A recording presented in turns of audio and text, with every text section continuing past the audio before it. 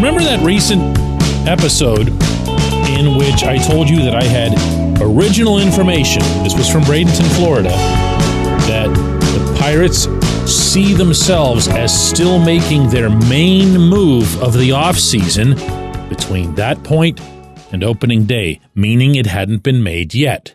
Somehow, magically, on social media, that's become twisted into my having reported that it was going to be a major move. Now, all you have to do is press play on the original show or read the original report to see, repeating this again, it was that it would be the Pirates' main move of the offseason. We clear on that part now? Yeah, maybe, right? Good morning to you. Good Friday morning. I'm Dejan Kovacevic of DK Pittsburgh Sports. This is Daily Shot of Pirates. It comes your way bright and early every weekday. If you're into football and or hockey, I also offer daily shots of Steelers and Penguins in the same place that you found this. The Pirates signed, well, let me be more precise with that. The Pirates agreed to terms on a contract with Andrew Heaney, the veteran lefty, and he'll be coming here, pending a physical, for 1 year at $5 million. Heeney, for anybody who isn't familiar with his background, is a 33-year-old who's remarkably durable over the past 2 years, both of those with the Rangers. He's not only won a World Series championship, but he's made 57 starts and pitched 307 and 1/3 innings. That is a lot of ball. And because he doesn't throw very hard at all, it's plausible that he's just kind of good like that. His other numbers aren't going to floor anybody, but they're also not awful. 4.28 ERA is pretty much what most of the Pirates starters had last year if you weren't named Skeens. But he comes not only with a good reputation, but also at a really good price by every accounting. You go back to before the free agency started, MLB Trade Rumors, which tracks this stuff as tightly as anybody, had Heeney ranked as 25th on their list of top 50 free agents. He was forecast on their list as getting 2 years and $24 million. I got to tell you, that's actually around the going rate that most teams have paid for someone like this. Pirates got him for 1 year and $5 million.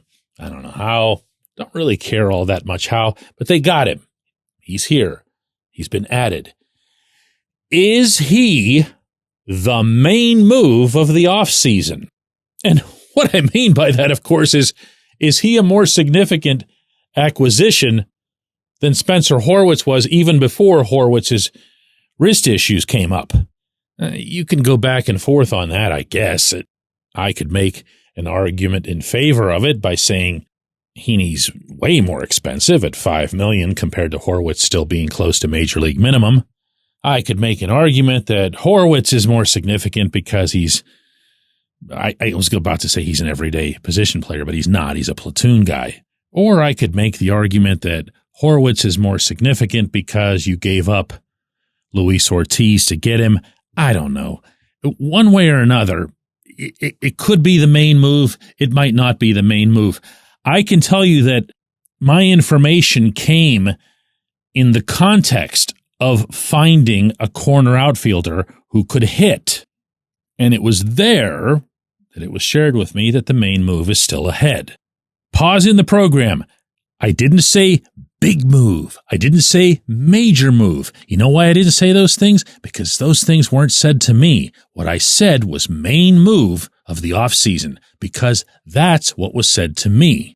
I relayed it accurately, and it's only afterward on social media that it gets all garbled up. Now, what do I think of the Heeney acquisition, independent of whether it's major or big or main or whatever? It's not bad. It's not bad. I'm hoping that it doesn't mean that there's an issue with Bailey Falter's health. He cut off live batting practice a couple days ago in Bradenton. Nothing more is known about that in the moment. But Falter was a pretty nice guy to have back there, not to mention a good teammate. Guys really like being in the rotation with him, and it was very much vice versa. But regardless of that, remember that one of the things that I've been bringing up here a lot as it relates to the rotation, which, yes, is exciting, but no is not necessarily a dead certainty from 1 through 5. In fact, the point that I'd been bringing up repeatedly was that, okay, you can go 1, 2, 3 with Paul Skeens, Mitch Keller, and Jared Jones. And you can go 5 with Falter. And then you can cross your fingers that Bubba Chandler has himself almost exactly the kind of spring that Jones had a year ago. But, oh man, is that asking a lot of any kid, no matter how talented he is. Jones was just wiping people away. And it didn't stop with grapefruit ball. He kept doing it for a few weeks into the season to the extreme that people were actually equating him with Skeens. Reasonable people were doing that. So if you want to bank on Chandler doing that, that's risky business. So I'd maintained all along that once Ortiz went out, there was going to have to be a starter, a reliable starter, an innings guy coming in to take Ortiz's place. Well, that's what Heeney is. He'll get you those innings. He'll take the ball every 5th or 6th day as he's asked. And maybe within the context of a top 3 in your rotation of righties who throw really, really hard, you'll have another guy, another lefty, come at them not only from different angles with a different arsenal, but also at very, very different pace. Look, when they make a bad move, I'll say they make a bad move. I do it a lot. They make a good move. Hey, awesome, right? When we come back, J1Q. It's Gun Storage Check Week. Help prevent unwanted access to your firearms. No one wants their unsecured gun to be used in an accident, a suicide, or a crime. Use lockboxes, safes, and locks to secure your firearms. Learn more at gunstoragechek.org. That's gunstoragechek.org. Brought to you by NSSF, the Firearm Industry Trade Association.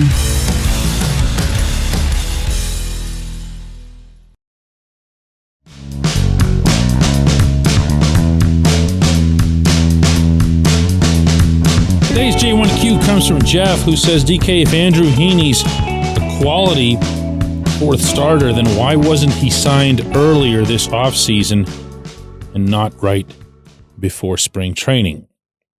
This happens all the time now, Jeff. This is not something that's new to the world of baseball off seasons. This is something that's been happening increasingly. There are more and more late signings, and by late, I don't mean, a week into spring training as the Pirates are right now. I'm talking about a day or two before the start of the season. So I wouldn't hold that against him, and I certainly wouldn't hold it against the Pirates for waiting for prices to come down. There's such a thing as criticizing the Pirates for being cheap. Heaven knows I do it all the time. But there's also just dumb, and there's also just handing money away.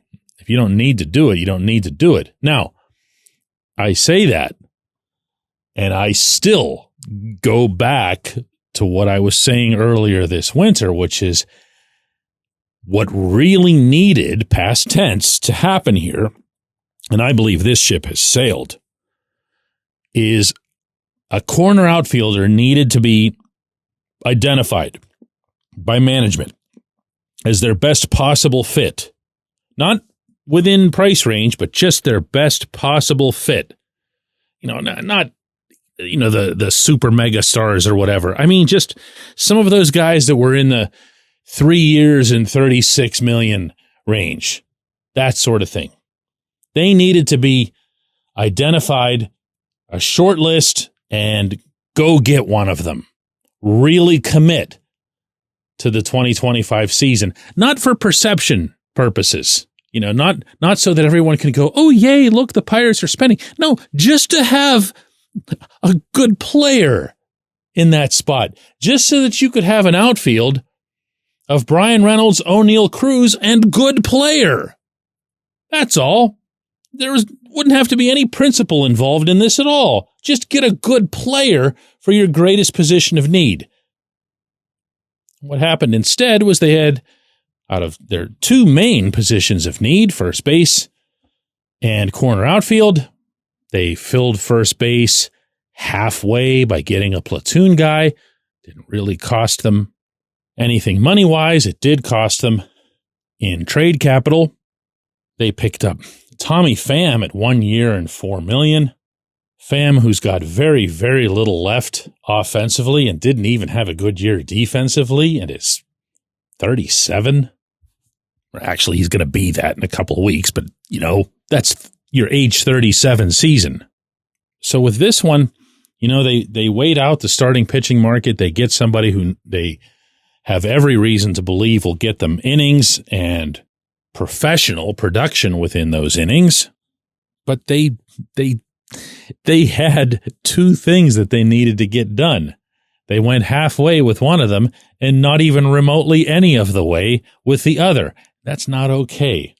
So I'm to revisit the lead subject today. I'm inclined, if I had to pick between whether or not this Heeney thing was the main move of the offseason, I wouldn't want to let them off the hook on that.